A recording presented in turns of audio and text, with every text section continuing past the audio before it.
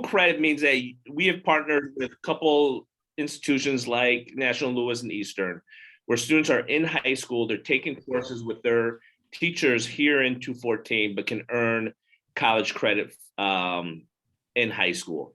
So Mrs. Thorson, can you tell us about some of the classes that you can take and earn dual credit here in this pathway? Sure, absolutely. So when students become juniors, you can take a class called College Introduction to Education, which is a class that is dual credit with National Louis University, and we learn about the history and philosophy of education. It is a really fun class. It's probably one of my favorite to teach, and I actually know Dr. Downey because she is my boss, as I also teach the same course at NLU. So it's really neat for me to be able to talk to my high school students about my college students, and they're having a similar experience. So that's really neat.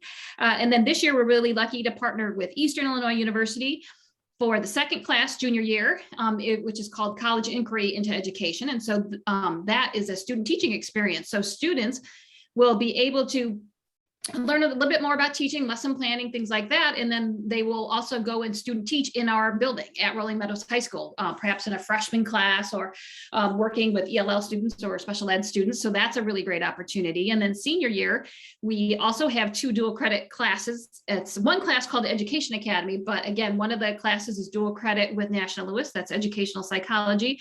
And the other class is dual credit with Eastern, which is the education in a diverse society. So we have lots of opportunities for our students to be really successful with these dual credit classes.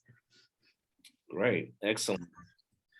Margie McCarthy, so you're practicing early education, is that correct? Yes. What training is necessary to obtain a job in at that level in that field? Well, if you're school-based, you'll need to have a degree in elementary ed or early ed and an EL endorsement. And if you're working in schools, most likely, if you're a 3 to 5 year old program, you'll also need to have a special ed endorsement for early childhood, because most programs that are in the school are starting at 3, they're special ed programs.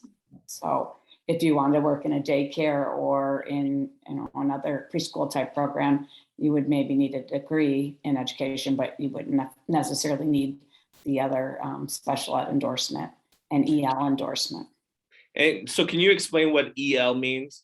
English learners. So it was maybe within the last 10 years, all preschool teachers within a education situation or setting would need their EL endorsement as well. So it's just a general practice now. So I would say if anybody's going into education, that they, if possible, get your EL endorsement, your English learning endorsement, right along with your other courses.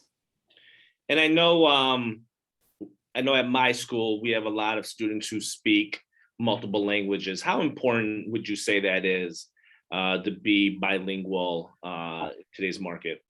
It's huge. And what we'll say to parents is that they can speak English at school. Kids, it's amazing how fast kids pick up language, but it's more important that they keep their home language and learn how to read in their own language and learn how to write if possible as well. So it builds on that skill. So if they have a strong core in their home language, they'll have it'll eventually be strong in English as well. Fantastic. Steve, back to you. What's the job market look like in education right now?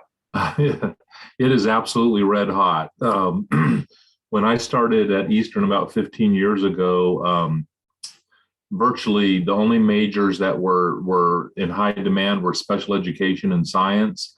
The state has now declared every teaching area to be a shortage area in the state.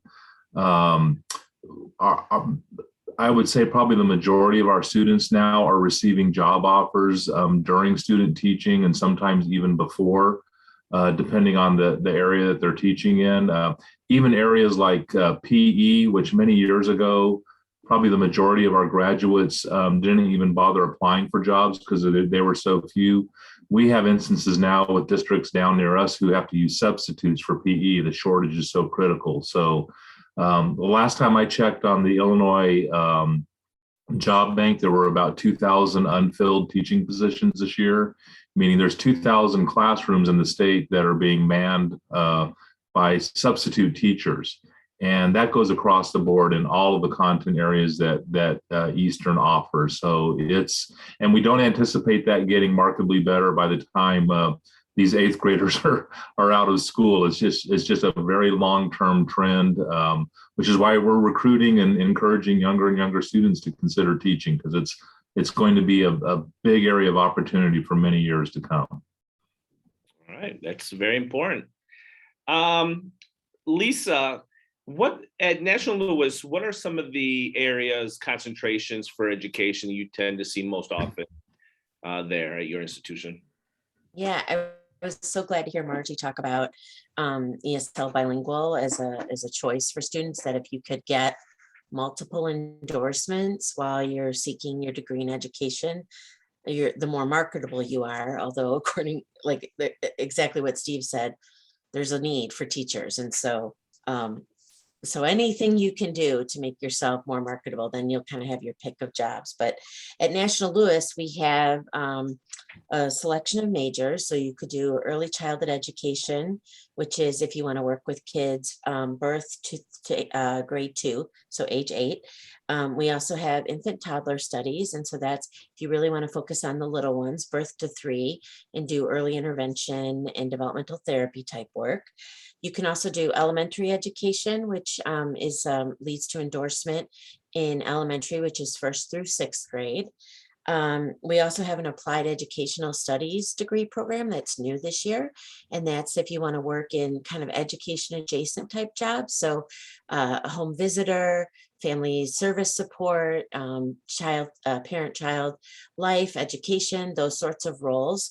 Next year, pending regulatory approvals, we will also have secondary math and secondary English available for undergrads, and a middle grades endorsement in both of those areas as well. So those would be the majors. You would pick one of those to kind of take your coursework in, and then you could pick one or more concentrations depending on what dual credit you come in with, or maybe AP credit that you come in with. So we have ESL bilingual. Margie talked so nicely about that. Again, bilingual, Spanish and English seems to be our most popular, but at our Wheeling campus, we have all kinds of languages spoken. So you could go for bilingual in Polish and whatever your home language is. So to consider that if you speak a second language. Also special education, early childhood special education in particular, there's a huge need for that across the state in both community-based childcare settings and also in school-based settings. We have an early childhood administration program, concentration program, and that would allow you to be a child care center director or administrator. We also have a pre-K teaching and learning. So like, say you did infant toddler studies, you could add pre-K teaching and learning, and then you get a little bit about 3 to 5 year old children in there, or vice versa. If you did like early childhood and you wanted to add on infant toddler studies, you could do that as well. And then of course, our secondary math and English will be next year.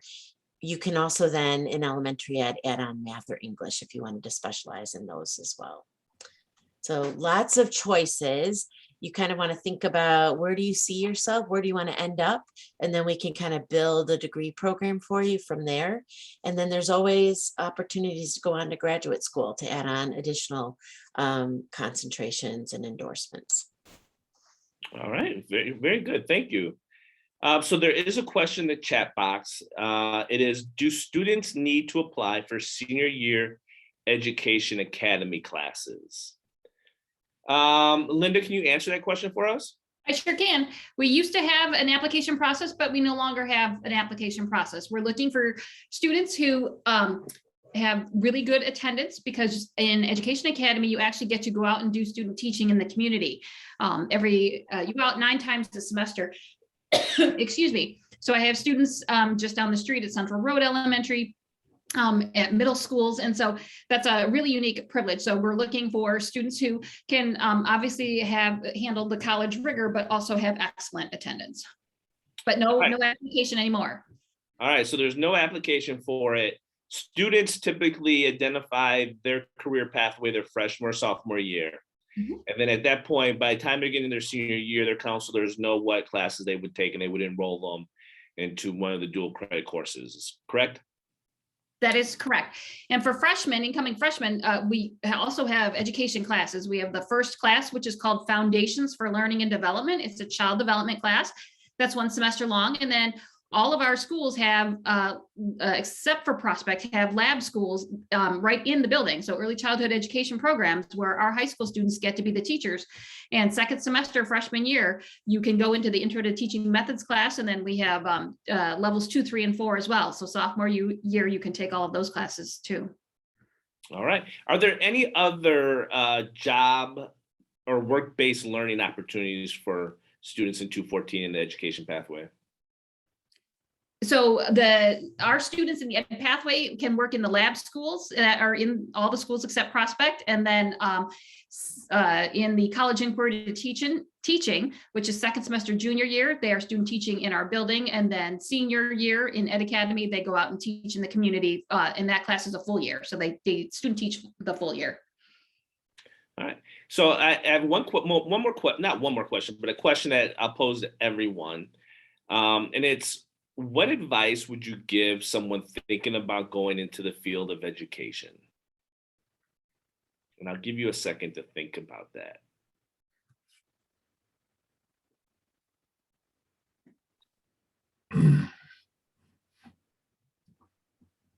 Well, I know for me, Oh, that's okay. I was just going to say, being in a D214 school, try out the pathways. So we have a wonderful education pathway. Get in there and get in the schools. Even if you know you don't want to be an early childhood education teacher, take those beginning classes, because to write a lesson plan for early childhood is the same format as I used to write my high school as I write my lesson plan. And so it is an outstanding beginning class for everyone, boys, girls, everyone. And so to be aware of that opportunity that we have in our schools is pretty amazing. And so just get in there and try it. And if you decide that you don't like it, now's the time to find out, as opposed to going into college and then finding, wow, this really isn't for me. And you can switch, pathways. If you find out after being in a couple of education classes that this isn't what I thought, try the medical pathway, try the law pathway. It's absolutely unbelievable the opportunities we have available to students. So my advice is to get in there and just try it. And that would have been my advice too. We've definitely had high schoolers over the year that have come from Prospect and done some volunteering and different working with individual kids. We used to have a buddy group that would come over. So I think just to be exposed and do what you can to get, I know in the summers when I used to teach summer school, I would have kids that would volunteer to come in, and they were making their community service hours for religion usually, but that was a good way for them to come in and just see if working with children is what they want to do. And there's always opportunities for that. Yeah, I would piggyback on both of those. I find that our students that come in freshman year that are most passionate about teaching and that tend to stick with it are the ones that have had significant experience before they've gone to college. But it's not just being in a classroom, it's coaching. It might be teaching Sunday school. It might be volunteering with a park district in a summer theater program. Anything where you catch that vision and that spark of helping a student learn something that they couldn't learn by themselves. That's what teaching is all about. And so don't restrict yourself to just doing classroom stuff. In any kind of instance, volunteer to coach Little League or anything like that, because those skills then translate into teaching skills later in life. And if you have a really good positive experience of that while you're still a teenager, you'll be able to carry that forward. If you wait until college to discover teaching, it's a little bit harder to stick with it. I've found the students that go out of their way and like my two colleagues have said, to volunteer, get involved, anything, teaching somebody a hobby, anything like that.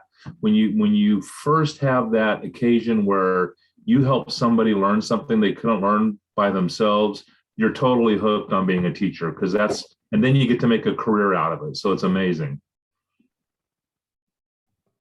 Yeah, I think that's so true, Steve. I think I was going to add, people will try to talk you out of being a teacher.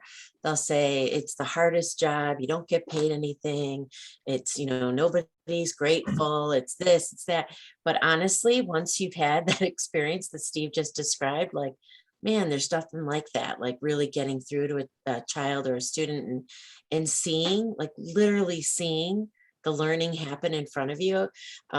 It's pretty rewarding. And to me, that's more of a vocation than a job. It's a calling to be a teacher. So if you're feeling that, that probably means you've had that experience either as a student and connected to a teacher, or maybe like Steve has said, you've had some of these other experiences. Maybe you've babysat, maybe you have younger siblings, cousins, and you've done something with them, and it's really like ignited something in you. I think that's a calling for you to like explore this and really think about it as a career.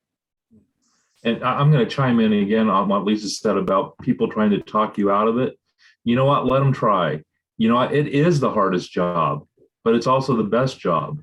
Nothing in life that's worth doing is going to be easy. If you're doing something hard, you're doing something worthwhile.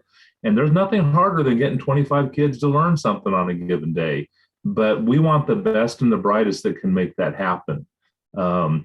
So you may get discouraged, but you know what? You can make a good living at it. You can make a solid income. It'll be stable. The main thing is you will impact hundreds of lives over a 30 or 40-year career. And you cannot put a price tag on that anyway. Wow, that's a great endorsement for the teaching profession. I know I'm proud to be an educator, and I love hearing everything you just said there, the two of you, all four of you actually. Once again, if you have any questions, feel free to type them into the chat box. We will answer them. So right back to Steve and Lisa. Can you tell us about the expectations for students in college around like student teaching? I'm not sure if everyone understands that you don't just go to college, you major in something, you just graduate. When it comes to education, there are some other on-the-job learning opportunities. So could you guys just speak a little bit about student teaching? Sure. So in our, depending on which program you do, and Eastern has 24 different teaching programs. So all the ones that Lisa mentioned, plus we do all the secondary ones. So English, math, history, business, FCS, technology. So 24 different educator programs.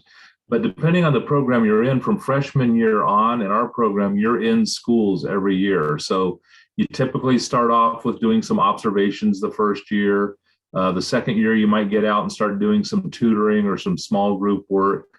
By third year, you're out doing practicum, which looks a lot like student teaching. You're actually taking over a classroom, but it's for a smaller part of the day and a smaller part of the semester. And then at Eastern, all of our programs culminate in a full semester of 16 weeks of student teaching that goes all day long. So many of our students that come from the Chicago area will move back home for student teaching. We have student teaching placements up in the Chicago area, all over the state. We even have a program where you can do half of your student teaching in another country. So that's really cool. You do 8 weeks here, and then you get on an airplane. And one of our young ladies was just told she's going to Costa Rica in March for the second part of her student teaching. So you're there, and most of our cooperating teachers, after they get to know you, they just put you in charge. And it's really exhausting, tiring work, but it's really authentic work. You're not learning out of a book. You are teaching students that need to learn from you. So we pride ourselves on having field experiences throughout the 4 years, and then it culminates in that final full semester of student teaching. I would say we have a similar experience for students at NLU, and I'm sure, Steve, you guys have like field supervisors or coaches that work with students. So it's at different points in your program, you'll have either a current or former teacher, somebody working with you in the field to help supervise you. At NLU, we're also doing that with video coaching. So you might videotape yourself working with students in the classroom, and then work with a coach or a faculty member to like look at what you did with kids and think about it, analyze it, maybe refine your practice. And that's happening like all the way through the program. I think it's so important to just get out there and do it, try it. A couple people have said, some people find if they start that process early, they say, you know what, this isn't for me. And that's good. That's better to do early than later. But like a lot of people, once they do it, they're like, I want more, I want to do more, I want to do more. So Eastern and NLU both have people that help you find the field experiences. I'm sure you guys do too, Steve, so that you're not on your own, like trying to like cold call schools and get yourself in there. We have staff that will help you do that.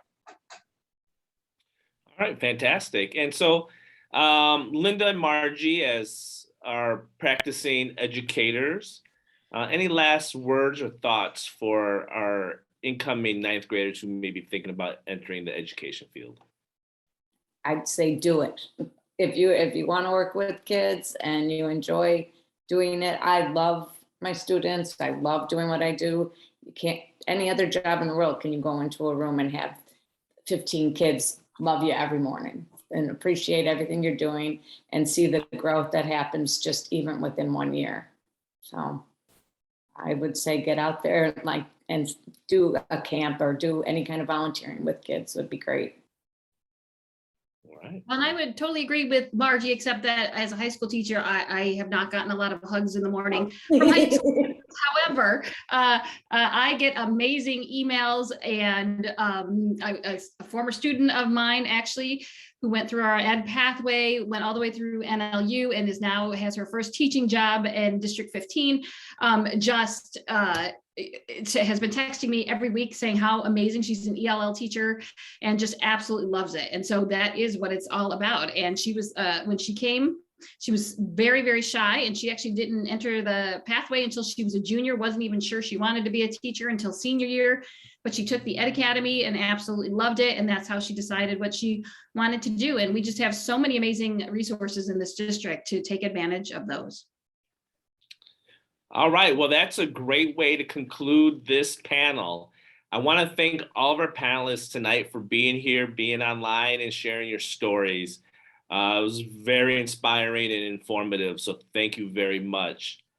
One last question just came in, so we don't want to end this without answering the question. It asks, is college inquiry a new class? Oh, great question. College inquiry is sort of a new class. It used to be called Teacher Internship Program. So the internship piece is still the same. However, we have partnered with Eastern. And so the content is also still very similar. It's just at a college level now. So it used to be called TIP, Teacher Internship Program, but now it's called College Inquiry and Education. You're still student teaching 1 or 2 days a week, depending. And then the rest of the time we're doing the EIU curriculum for the course. Great question. That's a really good question. So thank you very much for answering that, Linda. And I want to remind all of our families, our participants today, that the second session will begin at 7:05 p.m. Please go back to discover214.org, and you're going to click on the link for session 2. So once again, that will start at 7:05. Go back to discover214.org, click on the link for session 2. Thank you very much and have a great evening. Thank you.